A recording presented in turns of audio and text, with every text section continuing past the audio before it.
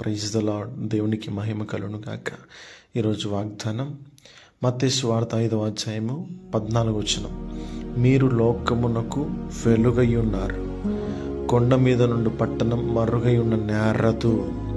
ప్రియ దేవుని బిడ్డ, కుమారుడా, కుమార్తె, ఒకసారి నువ్వు గమనించు.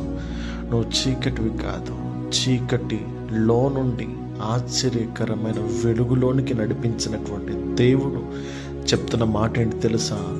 మీరు లోకానికి వెలుగై ఉన్నారు. నువ్వు ఎటువంటి సంబంధివి అంటే నువ్వు వెలుగు సంబంధివి, వెలుగు చేత నింపబడిన వ్యక్తివి. క్రీస్తు నీలో ప్రకాశిస్తున్నాడు, క్రీస్తు మహిమ నీలో ప్రకాశించబడుతుంది. ఈరోజు నువ్వు ఏదో చీకట్లున్న వ్యక్తివి కాదు, నీ పైన దేవుడి మహిమ ఆవరించబడింది.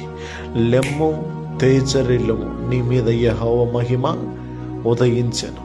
ఈరోజు నువ్వు ఏ దానికి నువ్వు భయపడాల్సిన అక్కర్లేదు, ఏ విషయం కొరకు నువ్వు చింతపడాల్సిన అక్కర్లేదు. ఇదిగో లోకానికే నువ్వు వెలుగై ఉన్నావు.